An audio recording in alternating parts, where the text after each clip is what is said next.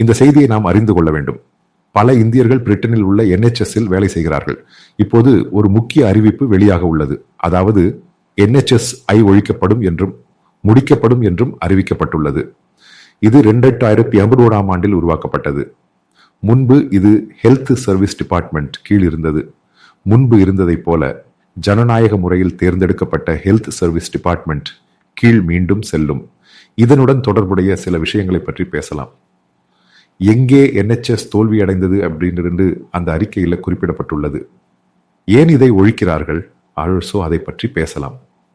முக்கியமாக புரிந்து கொள்ள வேண்டியது, பிரிட்டிஷ் அரசாங்கம் NHS-க்கு ஒரு வருடத்திற்கு சுமார் 200 பில்லியன் பவுண்டுகள் செலவிடுகிறது.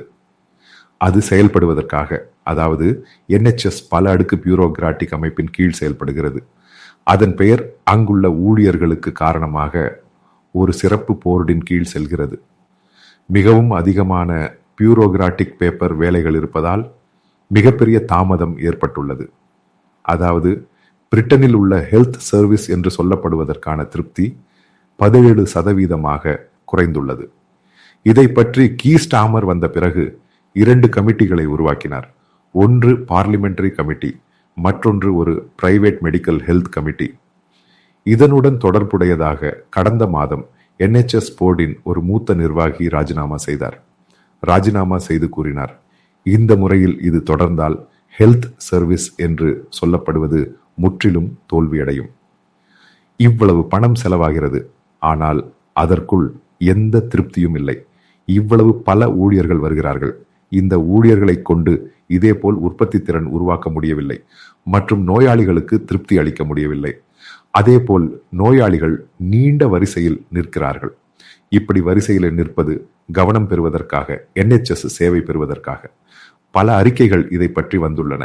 அதாவது அரசாங்கம் நியமித்த கமிட்டிகள் NHS பற்றி படிக்கவும் என்ன தீர்வு என்பதை கண்டறியவும் முயற்சிக்கின்றன.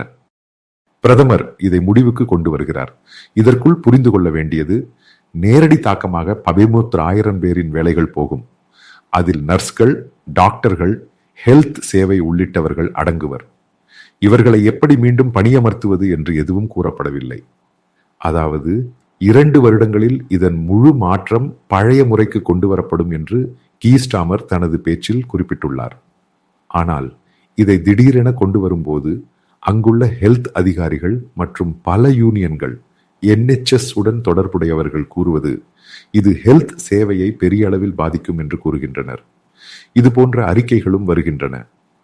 அந்த முறையில் அதை எப்படி கையாள்வது? அதை பற்றி கீஸ்டாமர் எதுவும் கூறவில்லை. ஆனால் ஒரு விஷயம் உறுதி, வர இருக்கும் 2 வருடங்களில் NHS என்று சொல்லப்படுவது முழுமையாக ஒழிக்கப்படும். அது பழைய முறையில் பிரிட்டிஷ் ஹெல்த் மினிஸ்டரின் கீழ் செல்லும். அதாவது இவ்வளவு பேரின் வேலைகள் போகும். இப்போது இதற்குள் முக்கியமாக முன்பு வந்த பல செய்திகளுடன் தொடர்புடையதாக நான் கூறுகிறேன். இந்த NHS-க்கு எதிராக பெரிய தீவிரமான குற்றச்சாட்டுகள் உள்ளன. காரணம், இதற்குள் வரும் போர்டு உறுப்பினர்கள் அனைவரும் ஒரு சிறுபான்மை முஸ்லிம் சமூகத்தை சேர்ந்தவர்கள். அவர்கள் விரும்பும் பல ஊழியர்களை, அதாவது அந்த சமூகத்தை சேர்ந்தவர்களை ஊழியர்களை தேர்வு செய்து அதேபோல் NHS உடன் தொடர்புடைய கான்ட்ராக்டுகள், அது கிளீனிங் அல்லது மெடிக்கல் கிளீனிங் போன்றவை, அந்த கான்ட்ராக்டுகளை ஒரு குறிப்பிட்ட இஸ்லாமிய குழுவை சேர்ந்தவர்களுக்கு கொடுக்கப்பட்டுள்ளது. இப்போது இது டெலிகிராப் பத்திரிகை மட்டுமல்ல, அங்குள்ள பல பத்திரிகைகளும் இதை ரிப்போர்ட் செய்துள்ளன. இது இங்கே பெரிய இஷ்யூவாக மாறியுள்ளது. லேபர் பார்ட்டி வருவதற்கு முன்பே இந்த இஷ்யூ ரொம்ப தீவிரமாக இருந்தது. இது நான் கூறுவது 2012-13 இந்த 12 ரிப்போர்ட் வரும். 13 கன்சர்வேட்டிவ் பார்ட்டி இது போன்ற ஒரு யோசனையை கொண்டு வருகிறது. அதன் பிறகு அங்கு பிரிட்டனில் ஏற்பட்ட ஹெல்த் இஷ்யூ பற்றி குளோபல் அளவில் கடுமையான விமர்சனங்கள் எழுந்துள்ளன. இதை பற்றி எலோன் மஸ்க் கூறியுள்ளார், உலகில் இது போன்ற ஒரு வீணான ஹெல்த் சிஸ்டம் இதுவரை இல்லை என்று. அதுதான் பிரிட்டனில் நடந்தது.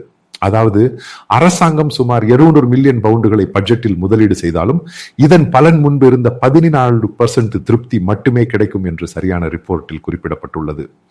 எல்லாவற்றையும் சேர்த்து அங்கு ஏற்படும் பிரச்சனைகள், பவர் பார்ட்டிக்கு எதிரான பிரச்சனைகள், இவை அனைத்தையும் கணக்கில் எடுத்துக் கொள்கிறார்கள்.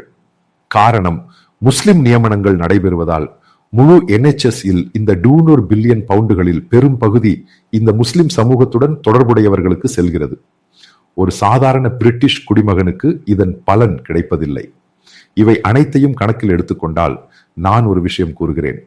NHS என்று சொல்லப்படுவது கடைசி நாட்களுக்கு செல்கிறது. அதாவது அங்கு வேலை நல்லபடியாக இழக்கப்படும் சாத்தியம் உள்ளது. இது மட்டுமல்ல, பின்னர் இதன் அறிவிப்பு கீஸ்டாமரின் பேச்சில் கூறப்பட்டுள்ளது. மற்ற துறைகளிலும் இதேபோல் பியூரோகிரசி மற்றும் பலர் இப்படி வைக்கப்பட்டுள்ளனர்.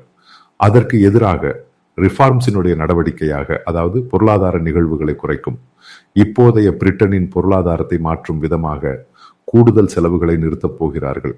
அப்போது அதனுடன் தொடர்புடைய பல வழிகளில் அங்கு வேலை இழக்கப்படும் சாத்தியம் உள்ளது. பொருளாதாரத்தை முழுமையாக குறைத்து அனாவசியமாக இதுபோல் பல துறைகளில் உள்ளவர்களையும் வைத்துள்ளனர். அவர்களையும் ரிஃபார்ம்ஸின் பகுதியாக லே ஆஃப் செய்யும் சாத்தியம் அதிகம். நான் இந்த பேச்சை கேட்ட பிறகு அதனுடன் தொடர்புடைய பல அனாலிசிஸ் ஒவ்வொன்றாக வந்து கொண்டிருக்கிறது. அதாவது பிரிட்டனில் ஏற்படும் ஒரு வரலாற்று மாற்றமாகும். ஒரு குறிப்பிட்ட சமூகம் அவர்கள் இதற்குள் நுழைந்து பிரச்சனை உருவாக்கியுள்ளனர். அவர்களின் ஆள்களை கொண்டு வருவதற்கு உள்ளது என்று ஒரு பகுதி கூறும்போது, மற்றொரு பகுதி கூறுவது அங்கு ஹெல்த் தொடர்பாக அங்குள்ள நோயாளிகளுக்கும் மக்களுக்கும் 18% திருப்தி மட்டுமே கிடைத்துள்ளது என்று. இந்த NHS என்று சொல்லப்படுவது முழுமையாக தோல்வியடைந்த ஒரு செயல்முறையாகும். இவை அனைத்தையும் கிளப்பி பார்த்தால் இந்தியர்கள் மிகவும் கவனமாக இருக்க வேண்டும். காரணம், இது உங்களின் மேலதிகமான வேலை மற்றும் ஆர்வம், உங்கள் வட்டி மற்றும் குழந்தைகளின் படிப்பு, அங்குள்ள தங்குமிடத்தை பாதிக்கும் சாத்தியம் அதிகம். காரணம், கடுமையான கொள்கைகளை பிரிட்டிஷ் அரசாங்கம் வரும் நாட்களில் எடுக்கப் போகிறது.